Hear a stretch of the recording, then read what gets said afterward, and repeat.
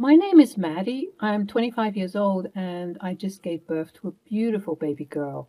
Although I'm grateful and extremely blessed to be in this position, there was a point in time throughout my pregnancy that was very difficult to endure. Let me tell you about the tumultuous relationship I had with my mother-in-law, Octavia. It seemed like every interaction between us was filled with tension and hostility. The situation only worsened when my husband, Kieran, had to work abroad for a few months, leaving me alone to deal with Octavia's constant presence. At this time, I was 6 months pregnant and I was particularly hormonal. I was emotional and cranky. In other words, this was the worst possible time for Kieran to not be home with me. But alas, he had to leave for a couple of months on a business excursion. It's only going to be 2 months. I'll be back in time for the birth, babe. Don't worry. But I'll miss you. I know, baby, but I promise you everything will be fine. But I'll be emotional and hungry and cranky, and you need to be here to help me. I know, my love. I'm so sorry. I'll do my best to get back to you as soon as possible, okay? I'm getting a flight back home the second I'm done with everything. Fine. And I'm also going to tell my mom to come and live in the house so that she can take care of you. What? Why? Well, because I want to make sure you're okay. Okay, but why didn't you ask Stacy, Julie, or any of my other friends to stay over instead? Because none of them have had kids yet. I asked my mom to come over because she's been down this road before many times. She'll be able to put you at ease. Fine, whatever, but I won't like it. That lady hates me. She doesn't hate you. You just don't see eye to eye on many things. And you think it's a good idea to leave me in her care? I know she's going to take good care of you, babe, because she cares about you, even if you don't agree with each other. Even though you might not like each other, she certainly loves you. Fine, okay, whatever. Just hurry up and come home, okay? Yes, ma'am. Not long afterward, Kieran left for the airport, leaving me behind with my mother-in-law, Octavia. As I mentioned previously, our relationship wasn't the greatest, but I trusted my husband's judgment, which turned out to be a big mistake that almost cost me and my baby's life. A couple of hours after Kieran left for the airport, Octavia arrived at my home. When she saw me, instead of greeting me or saying anything else, she said, "My goodness, you look like a whale." Thanks. Just the perks of being pregnant, I guess. Oh, no, honey, absolutely not. This is not the way you should be looking. What do you mean? Being pregnant isn't an excuse to be fat. I couldn't believe what I was hearing. When she said that, I had a looming feeling that her presence would cause nothing but chaos, and unfortunately, I was right. Being 6 months pregnant, I was naturally gaining weight as my body adjusted to nurturing a growing life inside me. However, Octavia simply couldn't comprehend this simple fact. I tried explaining it to her as she got inside the house and settled down, but she simply wasn't having any of it. You kids and your lies. Nowadays it seems like you think you have an answer to everything, but I'm telling you this wouldn't be happening back in my day. You mean to tell me that nobody back in your day wouldn't gain any pregnancy weight? Nope, and we'd all be working right after giving birth, too. No breaks. That isn't something to flaunt, Octavia. It sounds quite sad. I wish that you rested and got time to be with your babies in a proper way. Nonsense. You don't need to do those things. Yes, you do. Studies show that spending time with your newborn leads to, oh, there you go again with your stupid stats and studies. Let me tell you something. These scientists don't know anything. They're lying to you. Right. Anyways, I'm feeling a bit tired, so I'm going to lie down. Darling, that's your problem right there. You need to be moving around if you want to lose that weight. It's not good for your body to just lay down all the time. You have to get up and get moving. My doctor told me that. Your doctor doesn't know anything. Pardon? I'm just saying that perhaps he doesn't know what he's talking about. Well, she said that it's recommended for me to rest because I have a high-risk pregnancy. What's high risk? What does that mean? It means I'm susceptible to encountering problems in my pregnancy. Aha! You see, the reason for this insurgence of women with complicated pregnancies is that you ladies don't move. You keep getting fatter and fatter, which causes complications. You need to. At this point, I began to drown her out with my thoughts. This was what I would do when she was going on one of her particularly long rants. It seemed like the more you argued with her, the more she wanted to fight back. And I didn't have the energy to deal with that, especially when I was a swollen, aching, emotional mess. Octavia had a small frame herself and hadn't gained much weight during her own pregnancy with Kieran, as well as the other pregnancies she had. But every woman is different, and our bodies respond uniquely to the miraculous process that is creating new life. But unfortunately, it appeared as though Octavia didn't get the memo. I knew that the next 2 months of her living with me were going to be hell, so I geared myself for the combat because I didn't want to cause any problems. I just needed her to help me out whenever possible. We didn't have to have such discussions if I could help it. A couple of weeks had gone by and things were decent in the house. I did my best to engage with her as little as possible, dismissing her attempts to preach to me about the latest health fad or trend that was circulating her conspiracy theory circles. I just wanted to have a smooth 2 months to not stress the baby. But boy, oh boy, did she make it extremely difficult. As much as I would try and avoid her, she was adamant in ensuring that her rants and rambles were heard by me, and sometimes I had no choice but to listen. On the days when I was practically bedridden or when I was too emotional to get up and about, she would come to my room, sit down on the bed where I was laying, and drone on and on and on about literally anything. I think she just enjoyed the sound of her own voice. It was one of those days where Octavia, having nothing better to do, would come and disturb me when I was trying to sleep. I was already feeling sick and cranky, and honestly, I just wanted to lay in bed like a little gremlin. I think we all deserve to have those days from time to time, pregnant or not. Well, Grandmother Octavia certainly wouldn't agree with me. On this particular day, I couldn't bear to stand her hour-long rants. I just needed to be alone. Octavia, please, I'm not feeling well today. I just need to rest. Resting all day won't do you any good, Maddie. You're being so unhealthy lying in bed like this. You need to get up and be active. I did some yoga exercises this morning, Octavia. It's a gentle form of exercise that's recommended during pregnancy. I need to listen to my body and take it easy. Yoga? That's not enough. I don't trust those things. You need to do more. Sweat it out and burn those calories. You're becoming a lazy, self-indulgent woman. Leave me alone, Octavia. I'm pregnant and I'm tired. I don't need your constant criticism and negativity. When I said this, Octavia's face twisted into pure anger. She looked as if I had killed her entire family. Oh, listen to the fat, lazy woman whining. You're just using your pregnancy as an excuse to eat and be lazy. If you keep this up, your baby will be fat, greedy, and lazy just like you.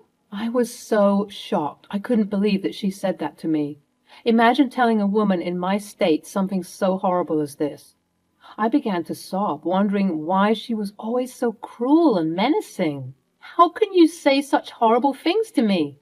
I'm doing my best, and all I want is some support and understanding. Support? You don't deserve any support if you're going to let yourself become even more obese than you already are. You need my help, Maddie, whether you like it or not. Stop it, Octavia. Your words are hurtful and untrue. I don't need your help if it comes with insults and negativity. Just leave me alone. You think crying will solve everything? You're just feeling sorry for yourself. If you don't change, you'll end up as a fat, miserable woman, and your child will suffer because of your laziness and lack of discipline. How can you say that? I'm trying my best. But your constant criticism is breaking me down. I don't want to hear any more of your hurtful words. Octavia's words escalated into a whirlwind of insults and cruelty. Instead of finding solace and understanding, I was bombarded with demeaning comments that attacked my self-esteem. What was worse, I couldn't even physically get up to leave the room if I wanted to. Octavia's relentless rambling about my weight and supposed laziness only fueled the fire of hatred and resentment that I had towards her.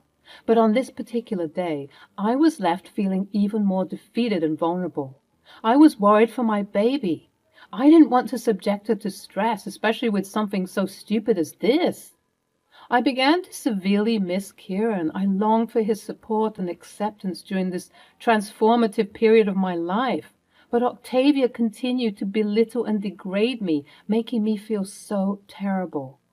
After what felt like hours of Octavia berating me mercilessly, she left, and I was in shambles. I ended up crying myself to sleep that night. If you thought that that scenario was bad, just wait until I tell you about what happened going forward. In the morning, Octavia greeted me by bringing me some breakfast to my room. Still upset from last night, I barely mumbled a thank you and began to eat. As I was eating, however, I saw that the bowl of oatmeal she gave me was quite small. The portions looked like she was feeding a toddler. I assumed that she gave me this bowl just to whet my appetite, so I didn't complain then and there. But when a couple of hours had passed and she hadn't brought in any food, I concluded that she didn't want to bring me any more food. That was my only breakfast. Refusing to believe that she would be cruel enough to only feed me such a minute amount, I called her to my room. "Yes, dear?" Where's the rest of the food?" "Oh, it isn't time for lunch yet." "I know that. I'm still talking about breakfast." "Oh, sweetie, you already had your breakfast." "That was not breakfast, Octavia, and you know it. What are you doing?" "Well, I just took the liberty of reducing your portion sizes." "Why?" How many times do I have to say it? You're fat, Maddie, and you need to lose weight. First of all, you are in my house, so I'll see to it that you lower your tone when you speak to me. Secondly, nobody told you to reduce my portion sizes. I'm starving. Please, can you get me some more food? No, absolutely not. Excuse me? You might hate me for now, but trust me, you'll thank me in the future. Octavia, listen to me very carefully. No, you're the one who needs to listen to me. Kieran put me in charge here. He did no such thing. Your job was to help me, but all you've done is cause me pain. How could you say something so rude to me after everything I've done for you? What exactly have you done for me, Octavia? What have you done for me other than making me miserable? Octavia went into one of her angry rants. She was shouting at me and calling me all sorts of hurtful things, but little did she know I just went underneath the covers, put in my AirPods, and drowned her out with some music. I wasn't going to let her evil nature tear me down, but she needed to know that she was wrong for how she was treating me.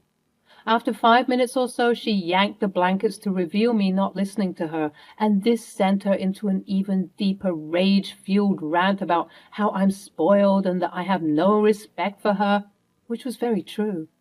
It was official. This woman had gone crazy.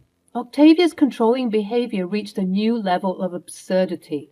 She told me that from that day forward, she was going to restrict my food intake, essentially starving me in the name of maintaining a certain physique. She claimed that it was for the sake of my health and the well-being of the baby, but her actions reeked of cruelty and disdain. I was appalled and hurt by her blatant disregard for my physical and emotional needs during this vulnerable time, and I simply couldn't take it any longer. When Octavia left the room, I called my husband. I had been refraining from calling him and complaining about his mother because I didn't want to stress him out. But I decided that for the sake of our baby, he needed to know about his mother's misdeeds. Hey, babe. Hey, babe. Oh, my love, what's wrong? Are you watching those rom-coms again? I told you not to watch them if they make you cry this much. No, babe, unfortunately it's not that. What's wrong?